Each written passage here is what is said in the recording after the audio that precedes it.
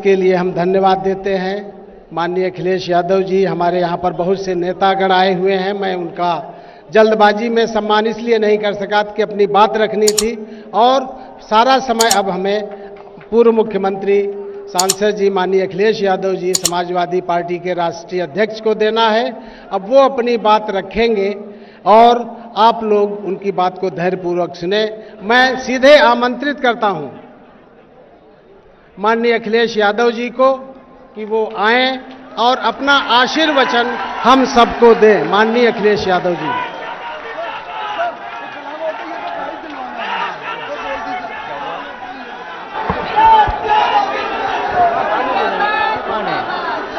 दे बुला लो जिंदाबाद जिंदाबाद।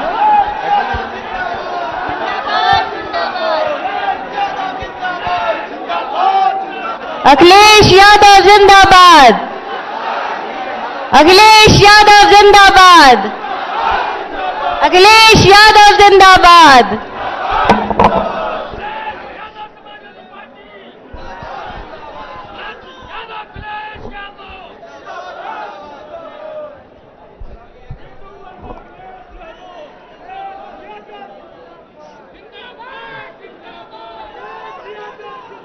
सरदार पटेल जयंती समारोह में उपस्थित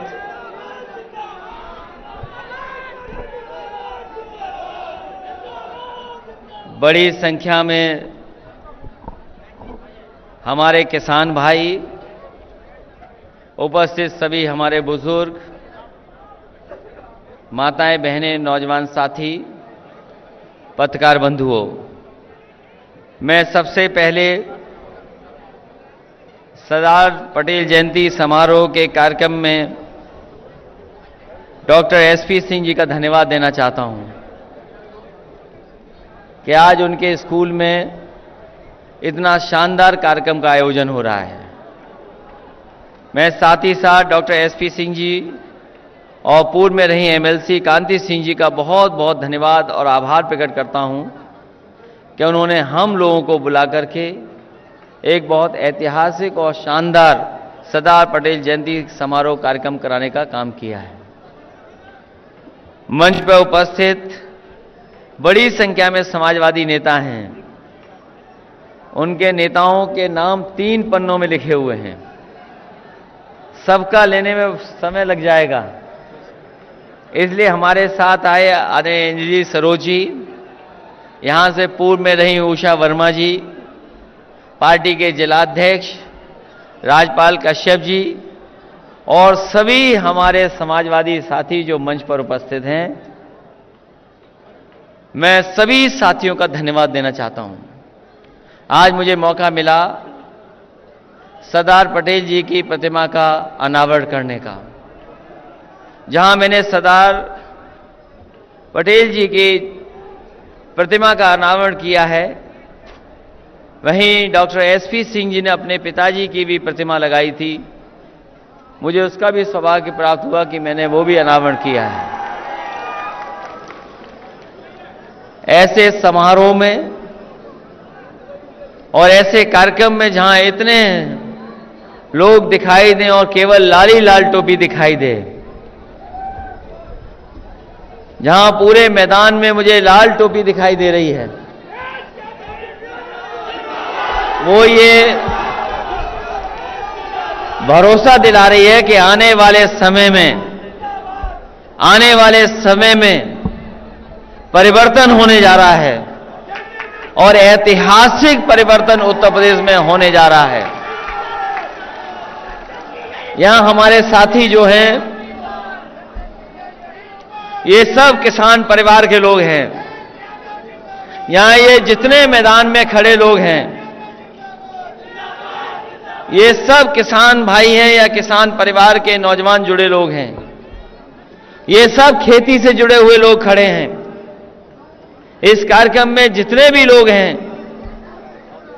वो किसान हैं या खेती बाड़ी से जुड़े लोग दिखाई दे रहे हैं हमें, इसलिए ज्यादा जोश और उत्साह दिखाई दे रहा है। ज्यादा उत्साह के साथ खड़े हैं। क्योंकि आज जब हम सरदार पटेल जी को याद कर रहे हैं तो हमारे साथी जानते होंगे कि उनके नाम पर सरदार क्यों लिखा है। हमारे साथियों को जानकारी होगी कि सरदार पटेल जी के नाम पर जो सरदार लिखा है वो क्यों लिखा है। जब यहां पर अंग्रेज थे उस समय 30% लगान किसानों पर बढ़ाने का काम हुआ था और गुजरात के किसानों ने आंदोलन किया। किसान ने जब आंदोलन किया तो उसका पूरा परिवार साथ खड़ा था। किसान थे, उनके परिवार की जितनी भी महिलाएं सदस्य सब के सब आंदोलन में आ गए और उस आंदोलन का नेतृत्व किसी ने किया तो वो सरदार पटेल जी ने नेतृत्व किया। और उसके बाद जब नेतृत्व में ब्रिटिश हुकूमत को झुका दिया उसके बाद उनके नाम के आगे सरदार लग गया। तो इसलिए जहां हम सरदार पटेल जी को याद करते हैं इसलिए भी ऐसे नेता नहीं मिलेंगे जिन्होंने देश को एक किया हो। जब हम सरदार पटेल जी की जयंती में हम खड़े हैं तो हमें उन महापुरुषों को भी याद करना चाहिए जिनकी वजह से हमें आजादी मिली है।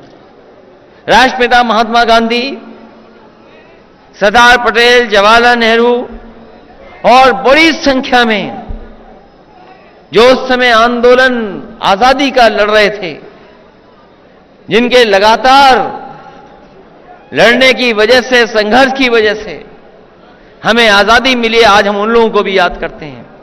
और सरदार पटेल जी का योगदान हम लोग भूल नहीं सकते। जो रियासतें थी, राजा महाराजा थे, आजादी के बाद वो स्टेट्स भारत के अंदर नहीं थी। उन स्टेटों को एकजुट एक जगह लाने का काम अगर किसी ने किया तो उस समय सरदार पटेल जी ने सभी की सभी रियासतों को एक साथ लाने का काम किया। जहां जूनागढ़ की रियासत पाकिस्तान की तरफ देख रही थी, दूसरी बहुत बड़ी रियासत हैदराबाद आजादी के महीनों तक भारत के साथ नहीं जुड़े थे। उस समय उन्हें कोई भी कूटनीति अपनानी पड़ी, कूटनीति अपनाई गई और भारत को एक भारत बनाने का अगर किसी को श्रेय सबसे ज्यादा जाता है तो वो लौह पुरुष सरदार पटेल जी को जाता है। जिन लोगों ने आजादी के पन्ने पलटे होंगे, उस संघर्ष के बारे में पढ़ा होगा, वो जानते होंगे न जाने कितने लोगों को शहीद होना पड़ा, उसके बाद आजादी मिली। और जितने भी हमारे आजादी के नेता थे उनका एक ही सपना था कि भारत खुशहाली और तरक्की के रास्ते पर जाए।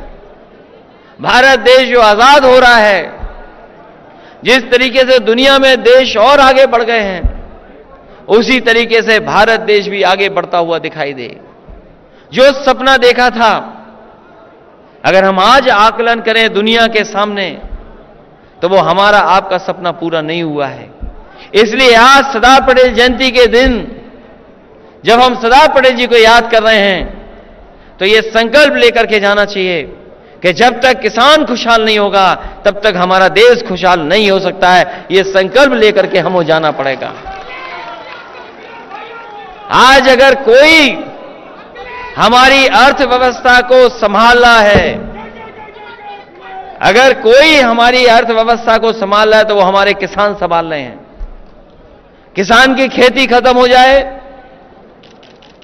किसान खेती ना करे तो हमारी अर्थव्यवस्था कहीं बचेगी नहीं। भारत की अर्थव्यवस्था अगर किसी पर टिकी है तो हमारे किसानों पर टिकी है, गांव में रहने वाले लोगों पर टिकी है। अभी हाल ही में जो कोरोना आया था, कोरोना की वजह से सब कुछ रुक गया था, सब कुछ थम गया और ऐसी पाबंदियां लगी कि लोग बाजार नहीं जा सकते थे, दुकानें नहीं खोल सकते थे, होटल रेस्टोरेंट सब बंद थे। ये भी स्कूल बंद रहा होगा, तमाम स्कूल बंद थे, कोई सरकारी स्कूल नहीं चल रहा था। उस पाबंदी में और उस कोरोना की बीमारी में सब कुछ बंद था, कारखाने बंद थे, उद्योग बंद थे, छोटे बड़े सब बंद थे। लेकिन एक ही वर्ग था जो खेतों पे काम कर रहा था, तो वो हमारा किसान और यही गरीब जो हमें दिखाई दे रहे हैं, यही खेतों पे काम कर रहे थे, जिसने हमारी अर्थव्यवस्था को संभाल दिया। सोचो अगर खेती रुक जाए, ये जो लोग जा रहे हैं थोड़ा बहुत या जो चिल्ला रहे हैं, नारा लगा रहे हैं, वो इसीलिए कि अभी ये भूखे हैं, थोड़ी बहुत भूख लग गई है, इसलिए ये नारे लगा रहे हैं। ये जो नारा लगा रहा है इसको ज्यादा भूख लग रही है। सोचो अगर किसान पैदावार न बढ़ाए, खेती ना हो, अगर अनाज ना हो, तो बताओ कौन खिलाएगा हमें भरपेट? अगर कोई भरपेट हमें आपको खिला रहा है तो हमारे किसान यही गरीब बैठे हैं, खुद भी खा रहे और पूरे देश को, समाज को खिलाने का काम कर रहे हैं। हमारा किसान जहां हमारा पेट भर रहा है, वहीं कहीं ना कहीं किसान मेहनत करके हमें कपड़े भी पहनवा रहा है। ये जो कपड़े पहने हैं हम लोग, ये कौन पैदा करता है खेत में? हमारा किसान पैदा करता है। तो पेट भरने वाला और कपड़े पहनाने वाला अगर दुखी होगा तो ये सरकार बचेगी नहीं, सरकार का सफाया होगा। इसलिए किसान एक साथ जुट रहा है। और आज जब हम और सब लोग इकट्ठे हैं, जो आज सरकार में सत्ता में लोग हैं, उन्होंने क्या लाने का काम किया है? कानून लाने का काम किया है। ये 3 कानून ऐसे हैं, अगर लागू हो गए तो हो सकता है आप अपनी मर्जी की खेती नहीं कर सकेंगे। आपकी खेती, आपकी पैदावार का पूरा कंट्रोल उद्योगपतियों के हाथ में आ जाएगा। किसान अगर बाजार के हालात पे छोड़ दिया जाएगा तो हमारा किसान कभी खुशहाल नहीं होगा। आज जो सत्ता में लोग हैं, वो जब सरदार पटेल जी को याद कर रहे हैं तो उनका संघर्ष भी याद करना चाहिए कि उन्होंने जो किसानों के लिए संघर्ष किया था। और अगर सच्चे ईमानदार वो लोग हैं, सरदार पटेल को मानने वाले लोग हैं, तो आज ही के दिन तीनों के तीनों कानून उन्हें वापस ले लेने चाहिए। ये सबसे बड़ी श्रद्धांजलि और याद करने का वक्त यही होगा और संकल्प यही होगा कि सरदार पटेल जयंती के दिन हम तीनों कानून हटा दें। इसलिए जहां सरदार पटेल जी को हम याद कर रहे हैं, मुझे खुशी है कि डॉक्टर एसपी सिंह जी ने बहुत कुछ बताया सरदार पटेल जी के बारे में। सरदार पटेल जी जहां जमीन पहचानते थे, जमीन को पकड़ करके फैसले लेते थे, वो जमीन को समझ लेते थे तभी फैसला लेते थे। इसीलिए आयरन मैन के नाम से भी जाने जाते हैं, लौह पुरुष के नाम से भी जाने जाते हैं। सरदार पटेल जी राष्ट्रपिता महात्मा गांधी, जवाहरलाल नेहरू, जिन्ना एक ही संस्था में पढ़ करके बैरिस्टर बनकर के आए थे, एक ही जगह पर पढ़ाई लिखाई की उन्होंने, वो बैरिस्टर बने, उन्होंने आजादी दिलाई। उन्हें किसी भी तरीके से अगर किसी का भी संघर्ष करना पड़ा होगा तो वो पीछे नहीं हटे। एक विचारधारा जिस पे पाबंदी लगाई, अगर किसी ने पाबंदी लगाई थी तो लौह पुरुष सरदार पटेल जी ने उस विचारधारा पे पाबंदी लगाने का काम किया था। आज वही लोग जो देश को एक करने की बात कर रहे हैं, वो हमें और आपको जातियों और धर्म में बांट रहे हैं। अगर हम जातियों धर्म में बढ़ जाएंगे तो हमारा देश क्या होगा? दुनिया में हमारे देश की सबसे बड़ी पहचान यही है कि हम अलग अलग जाति के, अलग अलग धर्म के लोग एक साथ एक धरती पर रहने का काम करते हैं। दुनिया में इतनी जाति, इतने धर्म के लोग एक साथ कहीं नहीं रहते जितने भारत में रहते हैं। इसलिए आज के दिन हम जहां सरदार पटेल जी को याद कर रहे हैं, जिन्होंने देश को एक कर दिया, रियासतों को खत्म कर दिया था, तो ये भी फैसला लें कि कोई ताकत ऐसी हो जो जातियों में लड़ाई के, धर्म में लड़ाई कराए, हम नहीं उनकी विचारधारा को मानेंगे। हम समाजवादी विचारधारा, जो हमारा संविधान हमें रास्ता दिखाता है, उस रास्ते पे चलने का काम करेंगे। विकास के रास्ते पर जाएं। अभी बहुत सारी विकास योजनाओं के बारे में बताया जा रहा है, बहुत सारी योजनाओं के बारे में चर्चा हो रही है कि आखिरकार समाजवादियों ने कितने काम किए हैं। वो काम तो समाजवादियों ने 12 से 17 तक किए थे, जब नेताजी की सरकार बनी, उन्होंने मुझे मौका दिया तो 12 से 17 में काम हुए थे। सड़कें बनना, पुल बनना, मेडिकल कॉलेज बनना, एम्बुलेंस चलना, पुलिस के लिए 100 नंबर की गाड़ी चलना, आपके हरदोई के लिए 4 लेन लखनऊ से जोड़ देना, और आपका यही बगल का एक्सप्रेसवे बना था, उसी सरकार में बना था। और मैं आज कह सकता हूं कि देश में इससे अच्छा एक्सप्रेसवे किसी सरकार ने नहीं बनाया जैसा समाजवादी लोगों ने यह बना करके दिखाया था। और याद होगा हमारे उन्नाव हरदोई के लोगों को और पत्रकार साथियों को, जब उद्घाटन हुआ था तो इसी हाईवे पर बड़े बड़े हवाई जहाज एयरफोर्स के उतारने का काम समाजवादी लोगों ने किया था। इसी पर सुकोई और इसी पर मिराज उतारने का काम समाजवादी लोगों ने किया। बनाने को तो भारतीय जनता पार्टी भी एक एक्सप्रेसवे बना रही है, जो समाजवादियों ने बनाया था उसी को बना रही है। भारतीय जनता पार्टी का सबसे प्रिय काम 2 हैं, एक नाम बदलना और दूसरा शौचालय बनाना। समाजवादी पार्टी की सरकार में समाजवादी पूर्वांचल एक्सप्रेसवे बन रहा था। हमारे बाबा मुख्यमंत्री आए, उन्होंने नाम बदल दिया, उन्होंने नाम बदल दिया, वो समाजवादी की जगह पूर्वांचल एक्सप्रेसवे कर दिया। ये डायल 100 पुलिस के लिए एक अच्छी व्यवस्था दी थी। डायल 100 ये लेकर के आए थे हम अमेरिका से। अमेरिका में जिस तरीके से न्यूयॉर्क में पुलिस चलती थी कि फोन मिलाओ पुलिस मौके पर पहुंच जाए, वो यहां के वरिष्ठ अधिकारी और जो समझदार अधिकारी थे उन्हें मैंने अमेरिका भेजा था। न्यूयॉर्क जो सबसे बड़ा शहर है दुनिया का, वहां की पुलिस कैसे काम करती है वो देख करके आए थे वो अधिकारी। और उस समय जो हमारे सलाहकार थे प्रोफेसर वेंकट, वो जो समय समय पर इस योजना को देख रहे थे, वो और अधिकारी गए, पूरा सीख करके समझ करके आए और अपनी चीजों को भी समझा। यहां पर क्या थाने में क्या परेशानी है, अधिकारियों को क्या परेशानी है, एक ऐसो जो है उसको क्या क्या तकलीफ है, या जो पूरा वरिष्ठ अधिकारी हैं उनको क्या क्या तकलीफ है, दोनों चीजों को समझ करके समाजवादी सरकार में डायल 100 बनाने का काम हुआ था। और ऐसी योजना बनाई थी कि अगर मेड़ पे भी झगड़ा हो जाए तो मेड़ से भी अगर कोई गरीब किसान फोन करता था तो पुलिस उसकी मदद के लिए पहुंच जाती थी और पुलिस मदद करती थी।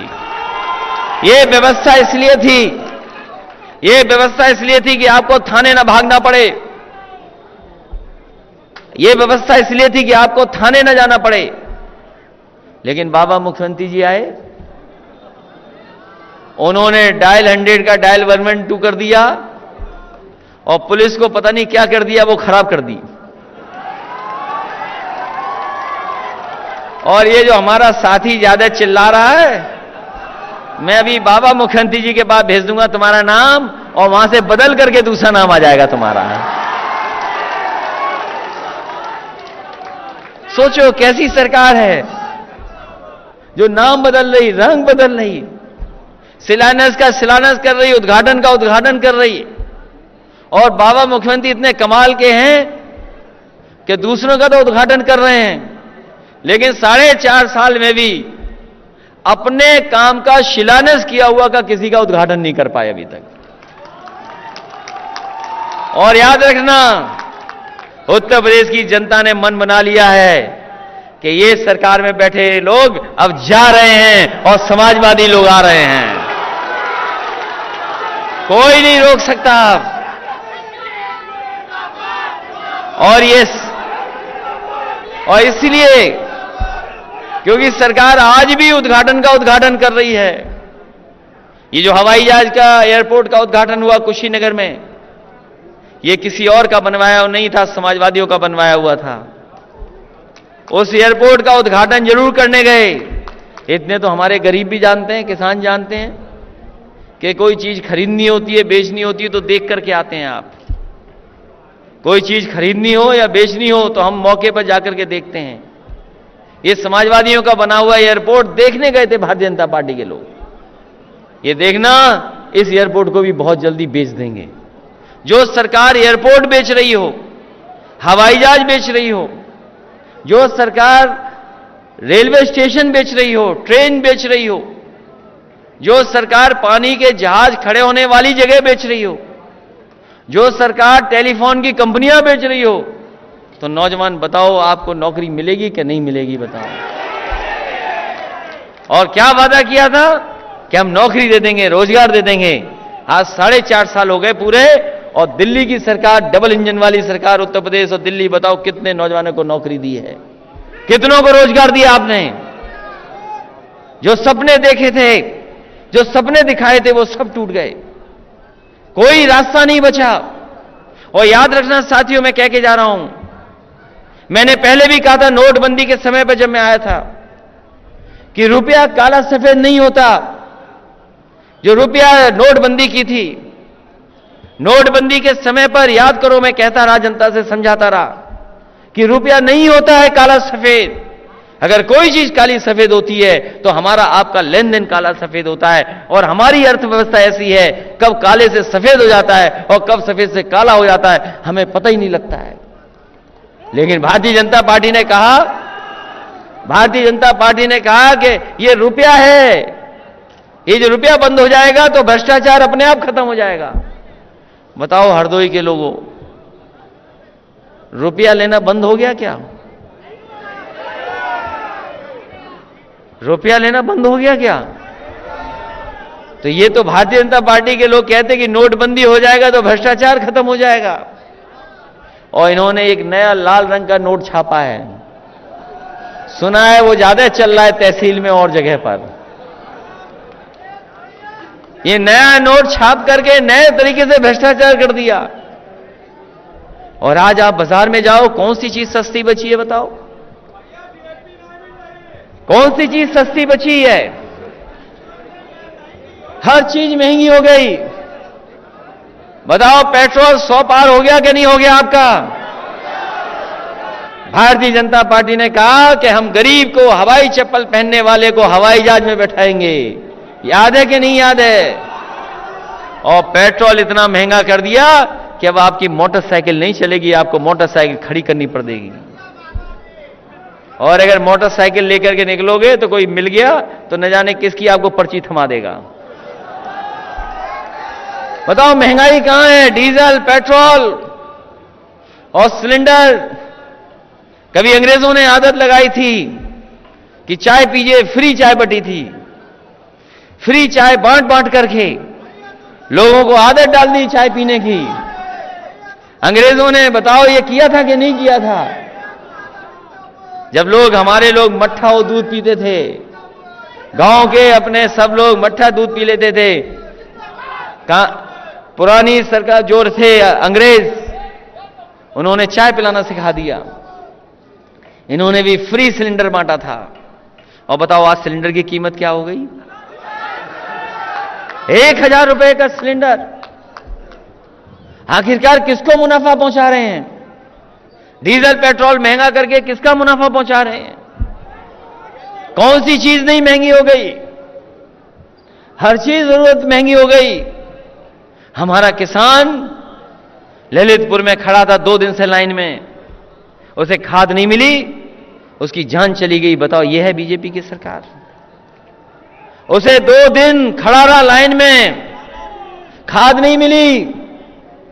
बताओ डीएपी मिल रही कि नहीं मिल रही आपको? सब कारखाने बीजेपी वालों के हैं, उनकी सरकार है, तो आखिरकार खाद और डीएपी की क्या कमी होनी चाहिए? और देखो धोखा कैसे दे रहे हैं। ये सोच रहे हैं कि हम और आप लोग कुछ जानते ही नहीं है। बोरी में से चोरी कर ली। बताओ बोरी में से चोरी हुई है कि नहीं हुई है आपकी? बोरी में से चोरी हो गई। बताइए कैसे हमारे बाबा मुख्यमंत्री हैं। अभी कल ही मैंने लखनऊ में कहा दिवाली का त्योहार आने वाला है। दिवाली के त्योहार पे हम अपना घर मकान सब लोग साफ करते हैं। हमने कहा कि मुख्यमंत्री जी अपना मुख्यमंत्री आवास बहुत साफ सुथरा कर दो, जाले हटा दो और धुएं के जो धब्बे हैं वो भी हटा दो, क्योंकि दूसरी सरकार बनने वाली है।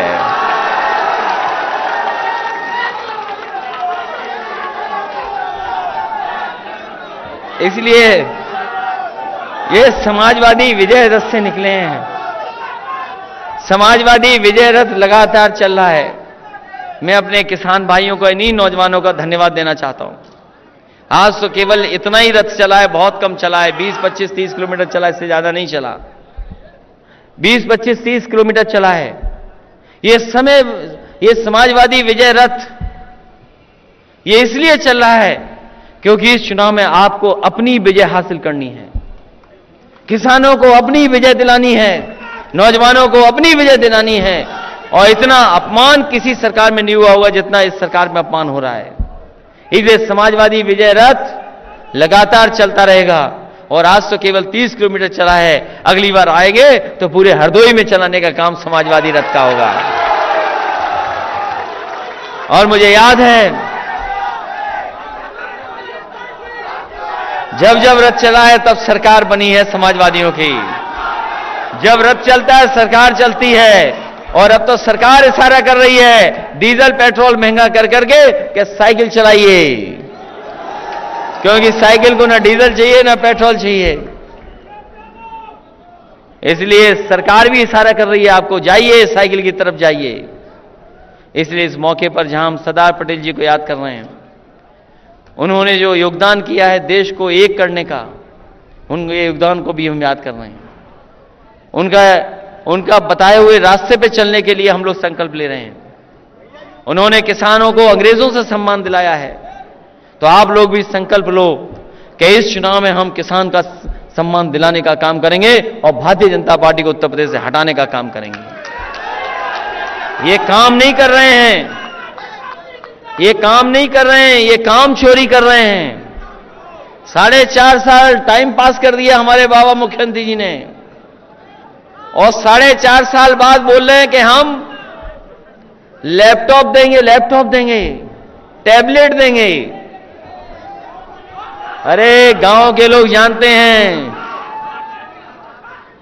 इन्होंने अपने संकल्प पत्र में लिखा था। नौजवान ये बात को अच्छी तरह समझते हैं क्योंकि सब मोबाइल चलाना सीख गए हैं। ये नौजवान सब जानते हैं, संकल्प पत्र बीजेपी ने जब बनाया तो उन्होंने कहा कि हम लैपटॉप देंगे, स्मार्टफोन देंगे, वाईफाई फ्री देंगे, 1 GB डेटा फ्री देंगे। सोचो 4.5 साल पूरे हो गए, क्या मिल गया नौजवानों को? लैपटॉप नहीं मिला। और 4.5 साल तक जाने कौन सी टैबलेट देते रहे जो अब टैबलेट देने जा रहे हैं, बताओ कौन सी टैबलेट दे रहे थे 4.5 साल? ये आपको पीछे रखना चाहते हैं समाजवादियों ने। बताओ कब लैपटॉप बांट दिया, कब बांट दिया लैपटॉप समाजवादियों ने? और जहां कहीं भी हरदोई के लोग हैं जो उस समय पढ़ करके जिन बच्चों को लैपटॉप मिला था, ऐसा दुनिया का सबसे अच्छा लैपटॉप दिया था कि अगर आज भी चला रहे होगे तो आज भी लैपटॉप चल रहा होगा, आज भी खराब नहीं हुआ है। और वो लैपटॉप ऐसा है कि जब ऑन करते होगे तो हम और नेताजी दिखाई देते होंगे इसमें। और बाबा मुख्यमंत्री जी ने लैपटॉप इसलिए नहीं बांटा, बाबा मुख्यमंत्री जी ने लैपटॉप इसलिए नहीं बांटा क्योंकि वो लैपटॉप चलाना नहीं जानते हैं।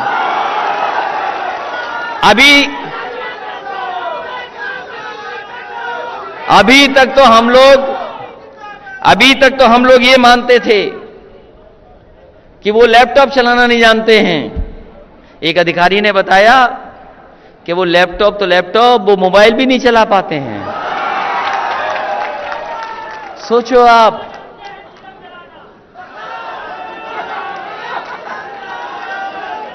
ये बीजेपी के लोग सब रखते हैं जेब में पुड़िया, बच के रहना।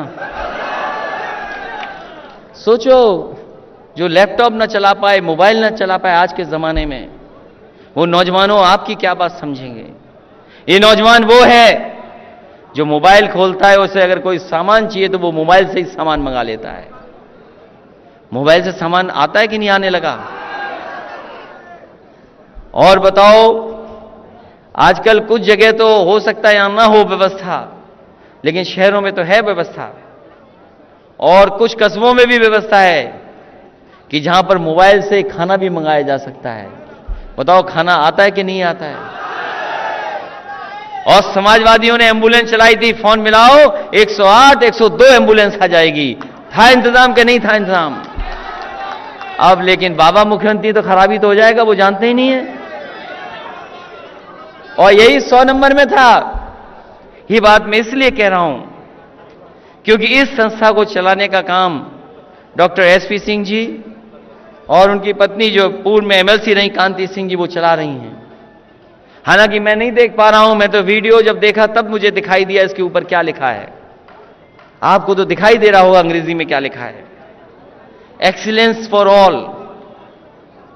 अगर ऐसी संस्था हो जो एक्सीलेंस फॉर ऑल कह रही हो, मुझे बाद में excellence from all, excellence from all, जो एक्सीलेंस की बात करते हो, जो सबसे उत्कर्ष की बात करते हो, जो सबसे अच्छी चीज की बात करते हैं।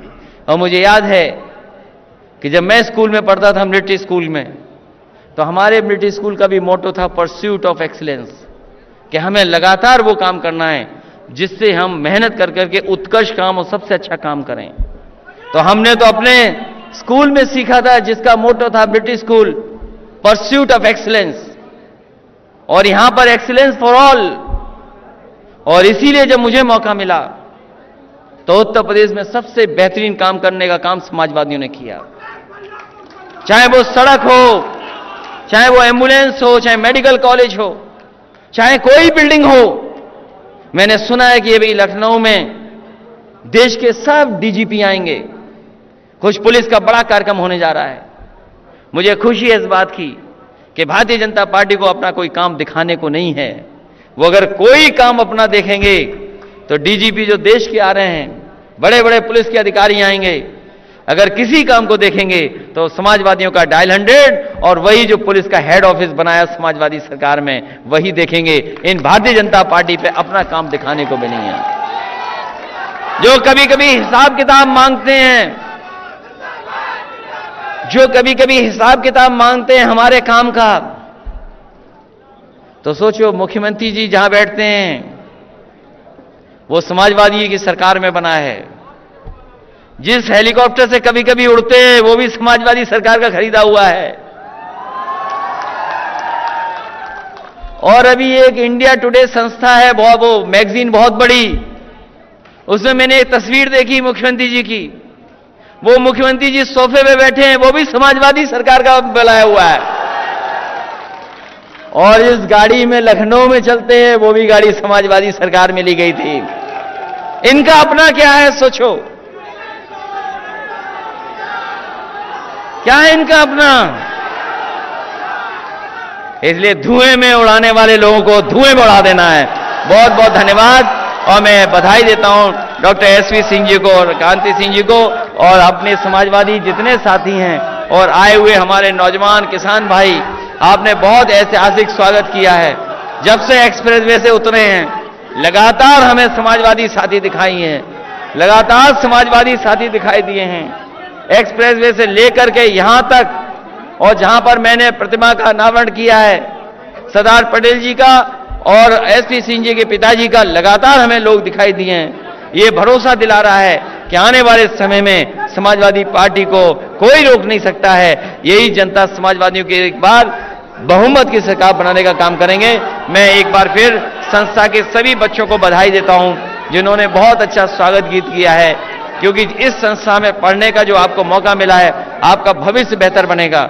वहीं मुझे स्विमिंग पूल देखने को मिला, कहां होता है स्कूलों में स्विमिंग पूल, लेकिन हम आज आपको भरोसा दिलाते हैं समाजवादी सरकार बनेगी तो जो स्कूल हैं सरकारी, उनको कैसे बेहतर किया जा सके और आज के समय पर जो पढ़ाई की जरूरत है वो पढ़ाई कैसे हो और आज के समय पे जो रोजगार मिल सकते हैं उसके लिए ट्रेनिंग कैसी हो, उसका काम समाजवादी लोग करेंगे। इन्हीं शब्दों के साथ आए हुए सभी अपने किसान भाइयों का धन्यवाद देता हूं, नौजवानों को बधाई देता हूं और सरदार पटेल जयंती को ऐतिहासिक जयंती बनाने के लिए आप सबको बहुत बहुत बधाई।